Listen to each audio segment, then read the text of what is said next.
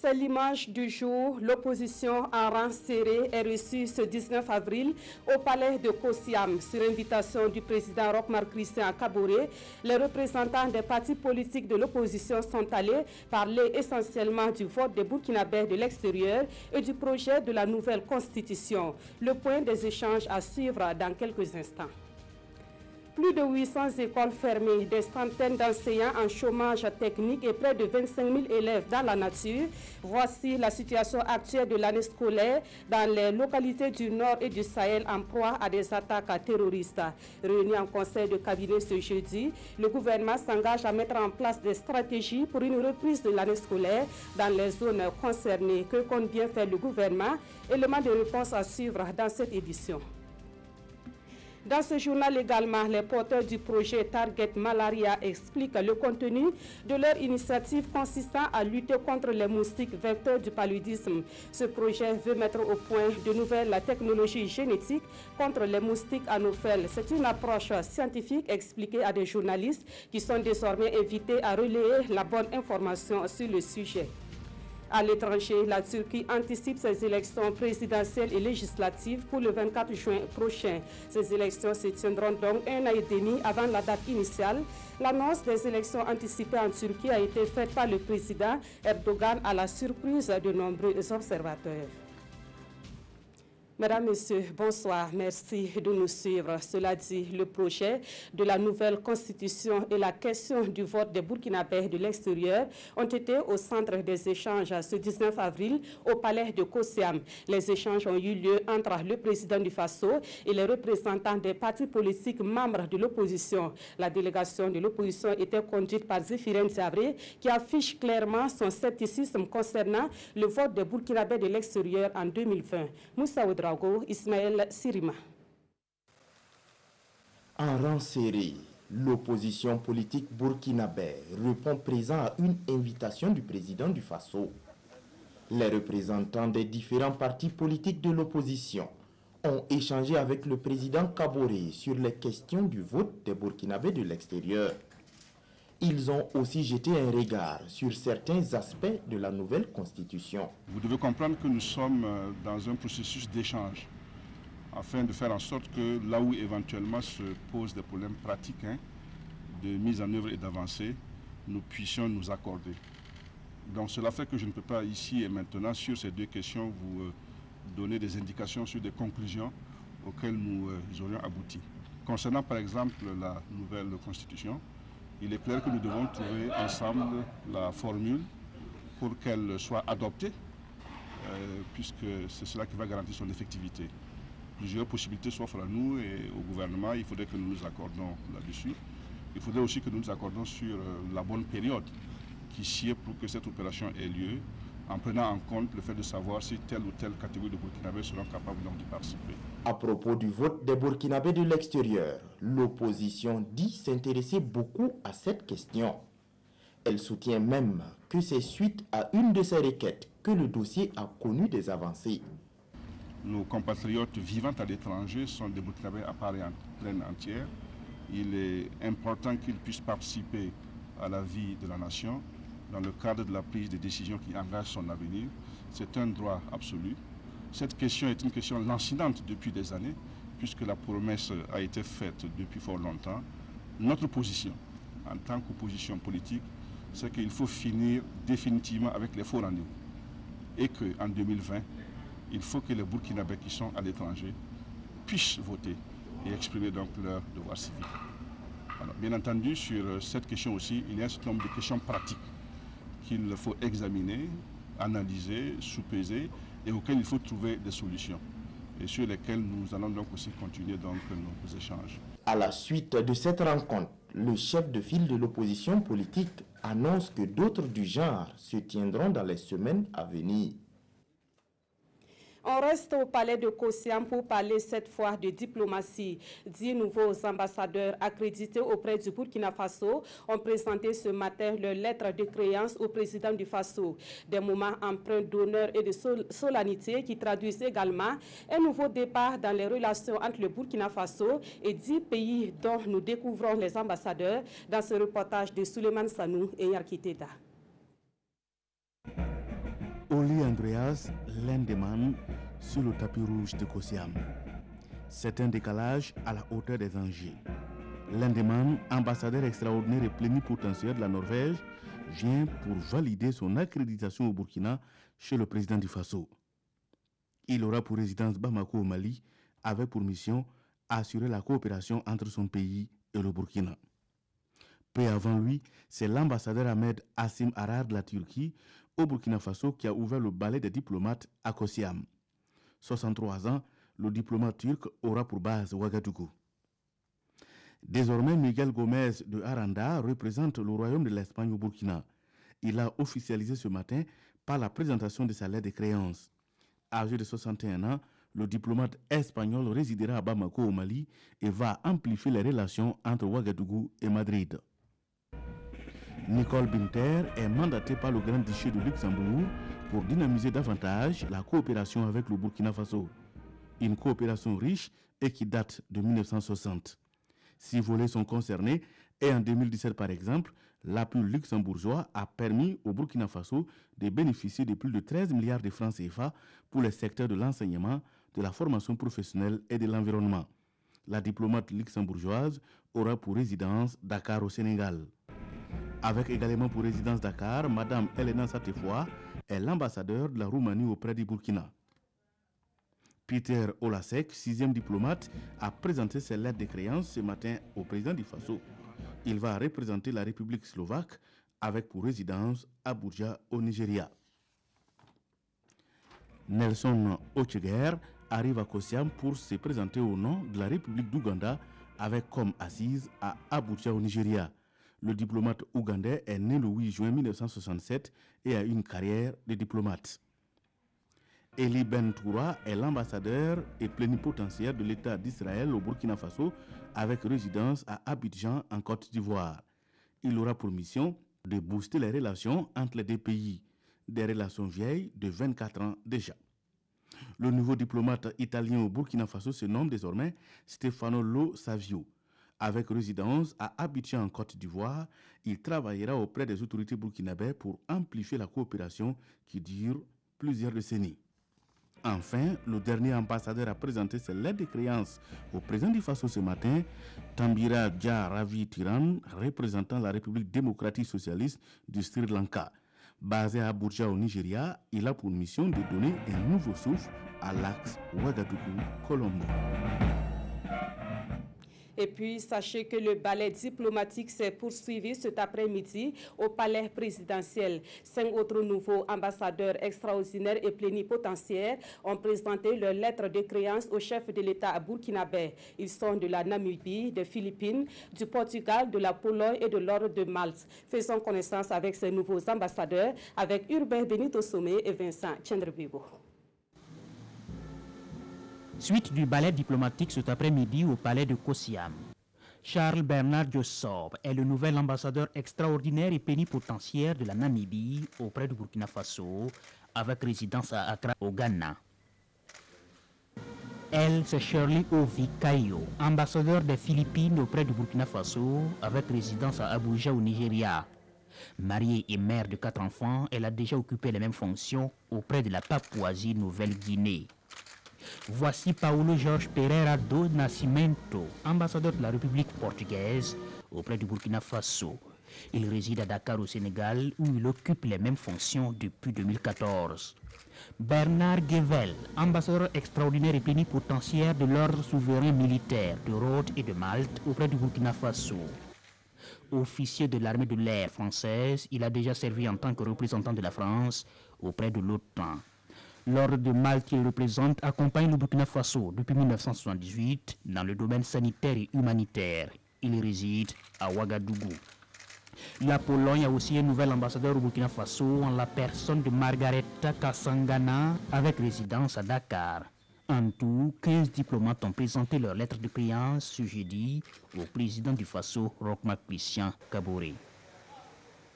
L'actualité à la présidence du Faso, c'est également cette audience que le chef de l'État a accordée au directeur général du Centre d'études diplomatiques et stratégiques de Dakar. Celui-ci est au Burkina Faso dans le cadre d'un séminaire sur la diplomatie parlementaire. Le visiteur félicite le président du Faso pour ses efforts de bonne gouvernance et de développement du Burkina. On l'écoute au micro de Jean-Eudes Bayala et Nathalie Sawadgo Nabalou.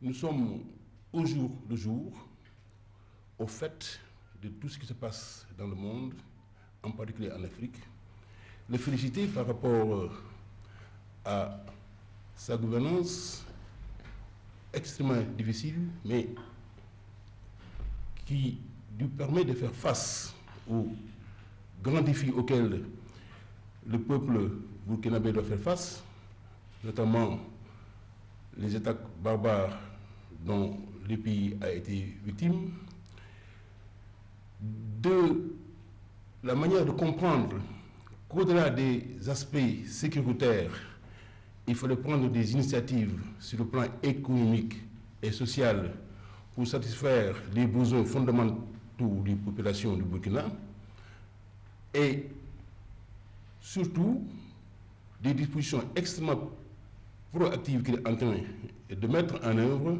qui s'inscrivent dans le cadre de cette politique globale. Donc vous voyez bien qu'il était important de le remercier. En profiter pour, bien entendu, remercier l'honorable député Maxime Koné, qui va être le responsable de la délégation du CEDS du Burkina. Autre point de l'actualité, le gouvernement veut sauver l'année scolaire dans les zones en proie à des attaques terroristes et autres actes d'insécurité. Cela va consister à renforcer la sécurité dans ces zones situées dans le nord et le Sahel où plusieurs écoles sont actuellement fermées. Le gouvernement, réuni en conseil de cabinet ce jeudi, a pris l'engagement de mettre en œuvre des stratégies pour la réouverture de ces écoles avec un nouveau type d'accompagnement aux élèves et aux enseignants. Des précisions avec Amadou Ilboudo et Zali Sanfo. Plus de 216 établissements scolaires fermés au nord et au Sahel. 895 enseignants au chômage technique. 20 000 élèves hors des classes. Et ce n'est pas tout. Mais à la date d'aujourd'hui, ça a un peu évolué négativement. Malheureusement, la situation qui a eu lieu à Bourreau a occasionné un départ supplémentaire d'enseignants et donc la fermeture d'établissements. Le sort de l'école des enfants dans cette zone inquiète le gouvernement. Ici, Paul Kabatieba et les membres de son gouvernement affûtent leurs armes pour un lendemain meilleur.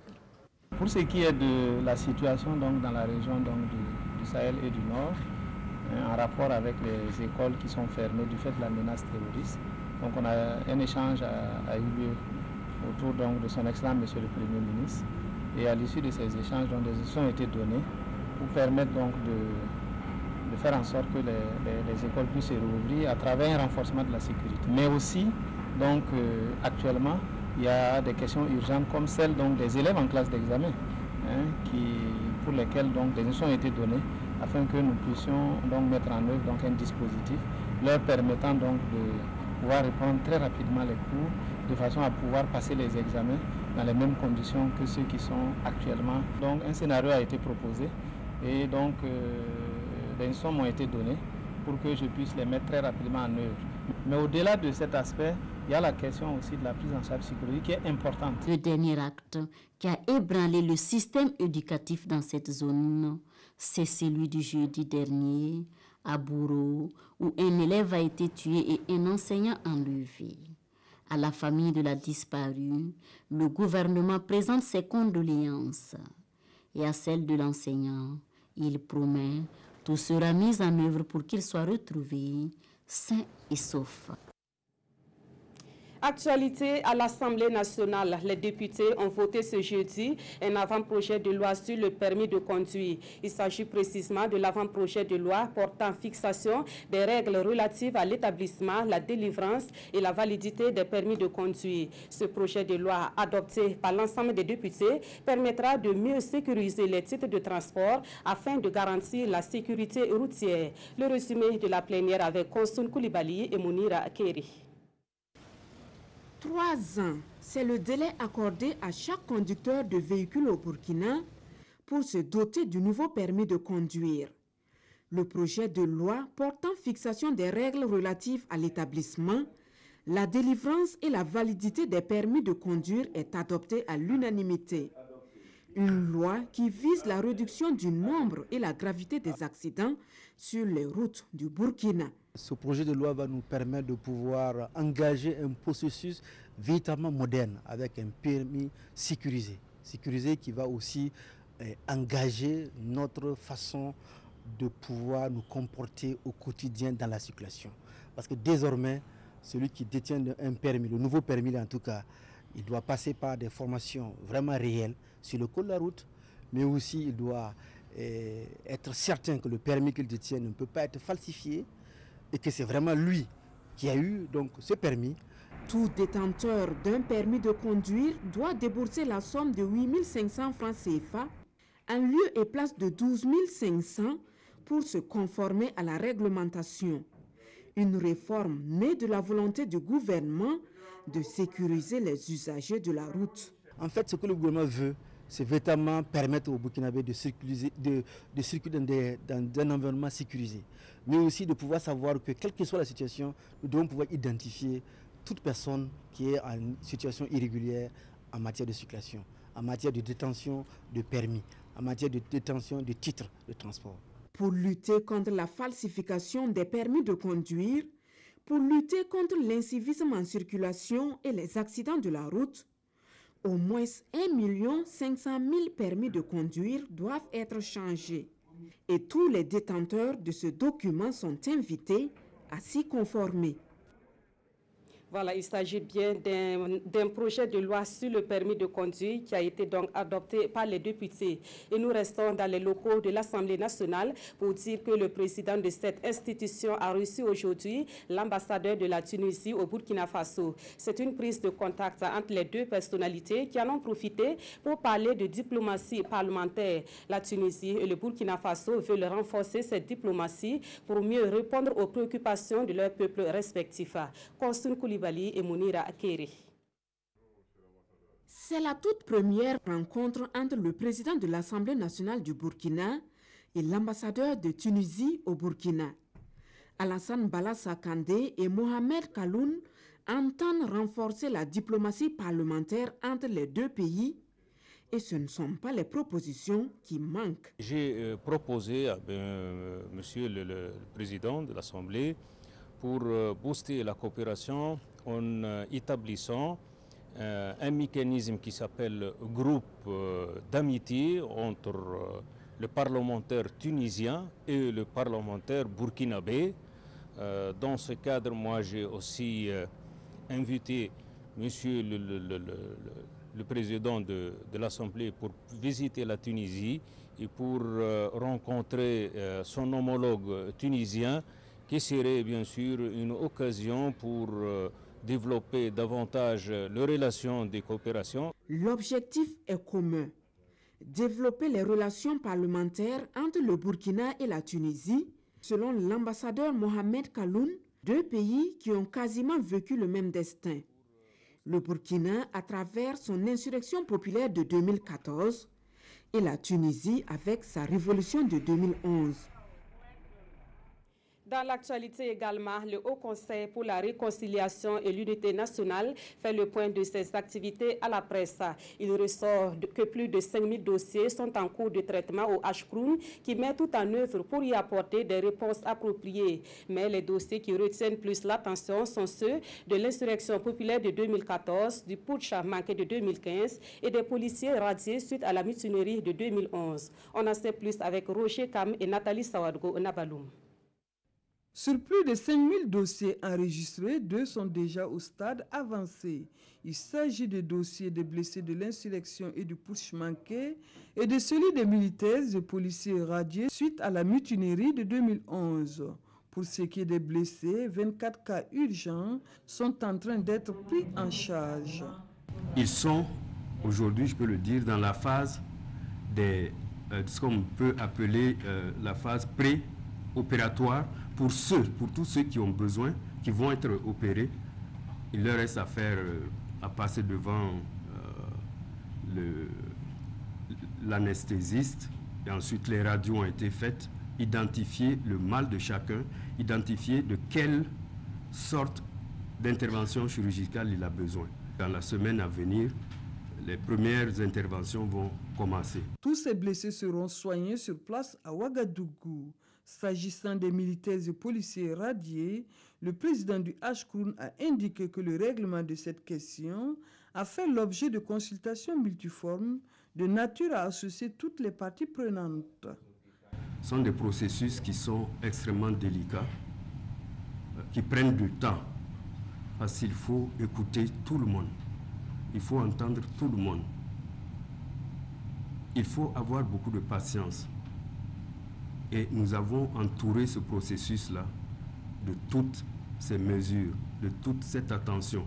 Le dossier connaît à ce jour des propositions concrètes, mais le président se réserve de donner la substance de ces propositions. Et pour ces 2 dossiers, ce sont plus de 800 dossiers individuels traités.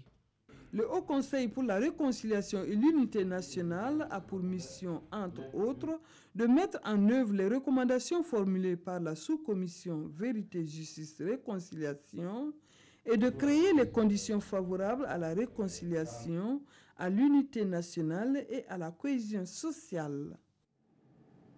Direction à présent Kongoussi dans le BAM où les enfants donnent de la voix sur un phénomène qui les concerne, à savoir le mariage d'enfants. Le phénomène a la peau dure dans cette partie du Burkina Faso où 60 cas de mariage d'enfants ont été enregistrés ces derniers mois. Les enfants soutenus par les autorités provinciales et l'ONG Plan Burkina ont organisé une marche pour dire non à ce phénomène. Dawada Ouattara et Maïmouna Traouri.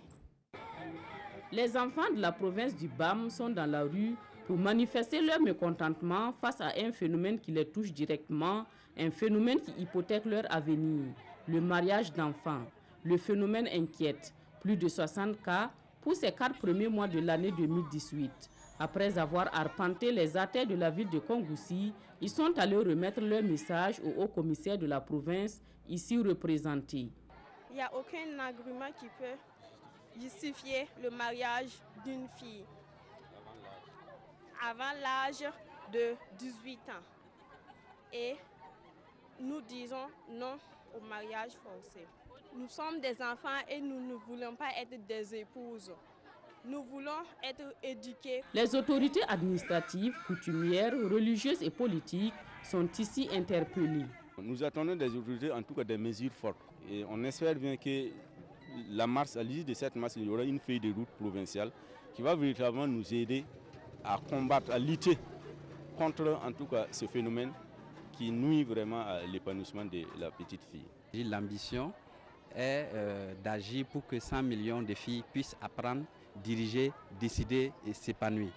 Les initiateurs de cette marche, la Direction provinciale de la femme, de la solidarité nationale et de la famille et Plan international Burkina ont au préalable mené des plaidoyers auprès des autorités coutumières et religieuses dans 3 communes de la province.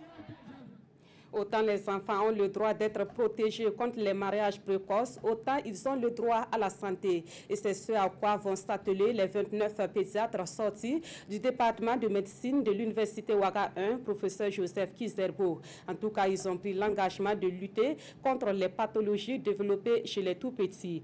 Gérard Sommet, Zubavier David Dabiri. Ils sont au nombre de 29 à obtenir leur parchemin en pédiatrie après 4 ans de formation au département de médecine de l'université Ouaga 1, professeur Joseph Kizerbo. Au cours de cette cérémonie de reconnaissance, ils sont déclarés aptes à servir dans les formations sanitaires en qualité de pédiatre.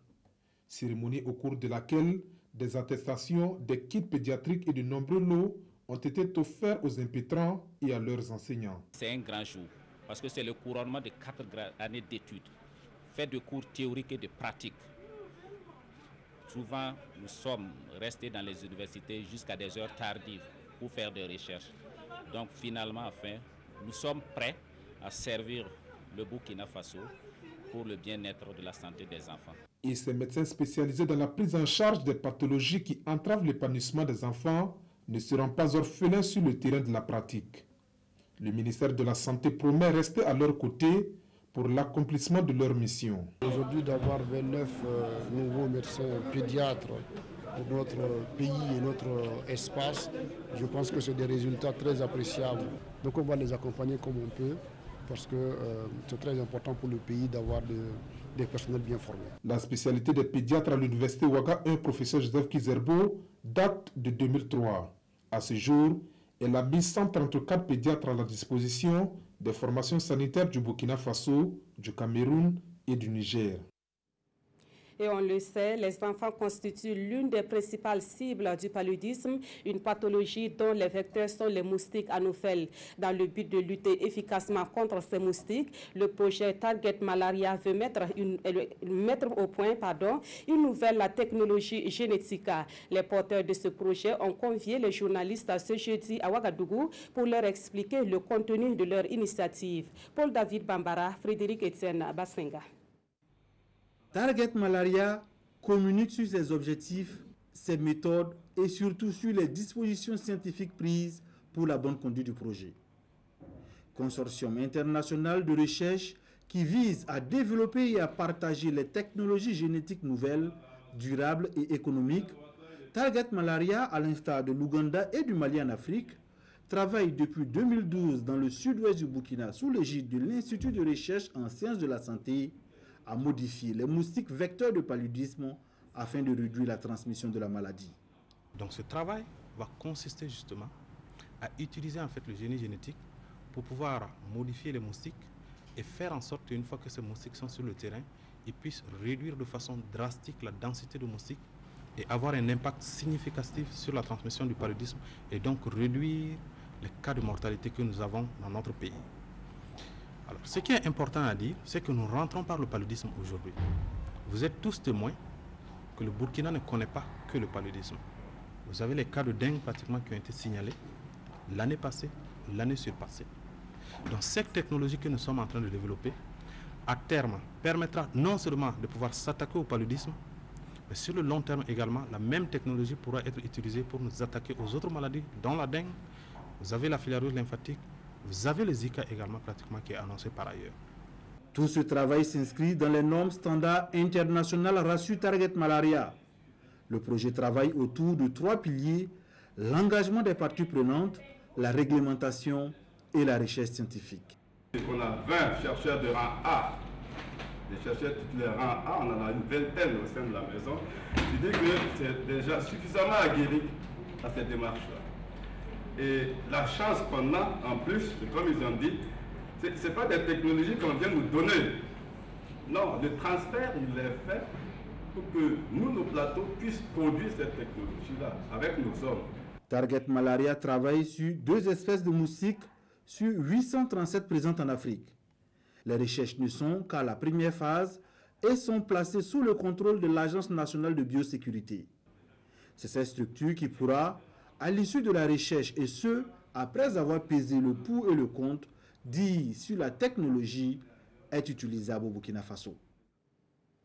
Dans l'actualité également, le président mondial de Catholic Relief Service reçoit la reconnaissance de la nation pour sa contribution au développement du Burkina Faso. Il a été fait officier de l'ordre national au cours d'une cérémonie organisée hier à Ouagadougou. Le président du CRS est justement au Burkina Faso pour renforcer la coopération entre son organisation et le Burkina Faso. Konsoun Koulibaly, Ismaël Doulouma, Sirima.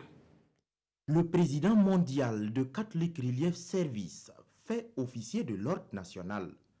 Sin Kalahan est distingué pour ses actions en faveur du développement au Burkina.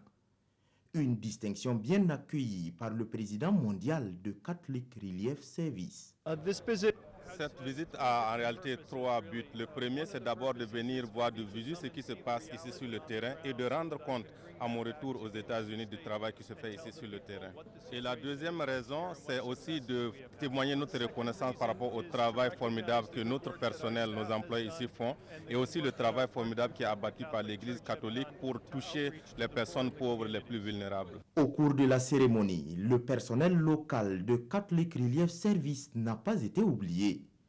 Des attestations et des présents ont été offerts aux travailleurs les plus méritants. Je crois que nous avons vécu une expérience de collaboration extraordinaire entre le CRS et l'Église catholique à travers la conférence épiscopale d'une part et aussi à travers l'Ocades Caritas Burkina, puisque le CRS, comme vous le savez, c'est la Caritas, l'Église catholique aux États-Unis. Catholic Relief Service s'occupe de plus de 6000 personnes sur toute l'étendue du territoire burkinabé.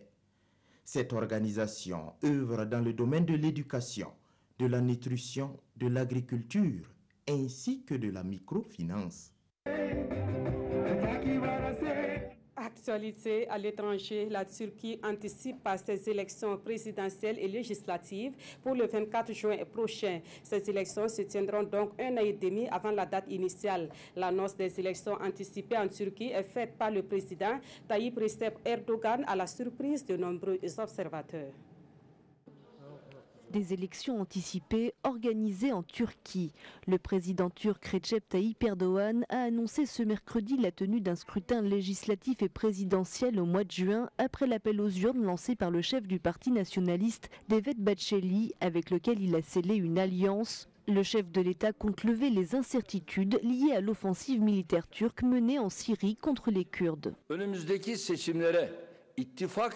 À l'issue des discussions avec M. Bahçeli, nous avons accepté de participer au scrutin pour lequel nous allons former une alliance et nous avons décidé de tenir des élections le 24 juin prochain. Ce scrutin interviendra à 3 semaines du 2e anniversaire du coup d'État manqué en Turquie. Un tour de force estime le principal parti d'opposition, le CHP, pour qui Erdogan et ses alliés nationalistes ont parlé d'une seule voix. Même avis pour les Kurdes du HDP qui déplorent des élections fixées à huis clos et qui vont marquer l'entrée en vigueur des mesures qui renforcent les prérogatives du chef de l'État, des mesures adoptées lors d'un référendum constitutionnel l'an dernier et qui permettent à Recep Tayyip Erdogan de briguer à nouveau 2 mandats présidentiels. Au Burkina Faso, l'actualité, c'est bien cette visite du CEFOP au palais de Kosiam. Avant même cette visite, les journaux ont commenté le sujet dans leur parution de ce jeudi. À l'étranger, les journaux font écho du scandale dans le milieu du football en RDC. Toboum Evelyne Dabiri. C'est ce jeudi 19 avril que le président du Faso rencontre le chef de file de l'opposition, Zéphirin Diabré, informe les parutions de ce jour. Qui est l'initiateur de cette rencontre, s'interroge le quotidien. Nul ne le sait et peu importe, répond l'Express du Faso, qui voit déjà dans cette rencontre un événement majeur, même si ce n'est pas la première fois, remarque ce journal. L'objectif de ce face-à-face n'est pas non plus connu, lit-on dans Aujourd'hui au Faso, qui tente néanmoins d'en définir le contenu. La sécurité et la lancinante question de la gouvernance seront à l'ordre du jour. En plus, l'économie, la justice et la cohésion sociale devront être débattues, ajoute l'Express du Faso qui conclut « C'est bien quand le pouvoir et l'opposition se parlent ». Hors du Burkina, c'est le scandale touchant la Fédération congolaise de football qui a intéressé vos quotidiens. Décidément, remarque Aujourd'hui au Faso, il n'y a que pour la transparence en RDC ces derniers temps. Après le limogeage de 250 magistrats pour des questions d'opacité, voici que le pouvoir a décidé de balayer dans la maison de la FECOFA, explique ce journal. En tout cas, constate l'observateur Palga, la machine à traquer les corruptions et les indélicatesses tourne à plein régime. Et cette fois, explique le pays, c'est le président de la Fédération de football et 3 autres dirigeants sportifs qui ont été placés en garde à vue et en cause le détournement présumé de près de 500 millions de francs CFA pour organiser 4 matchs de l'équipe nationale dont on ne trouve pas trace dans les comptes de la fédération. Où est donc passée cette cagnotte? questionnent en chœur les journaux. Après rappel de scandales similaires dans le milieu du football, aujourd'hui au Faso estime que Gianni Infantino doit y mettre le holà et beaucoup gagneraient à suivre l'exemple congolais, poursuit l'observateur Palga qui s'interroge. Quel carton la justice va-t-elle brandir? Affaire à suivre. Et c'est la fin de ce journal. Merci de l'avoir suivi. Sanoua Christine Koulibaly vous retrouve à 22h30 pour la dernière édition de l'actualité. Merci de votre fidélité à la RTV.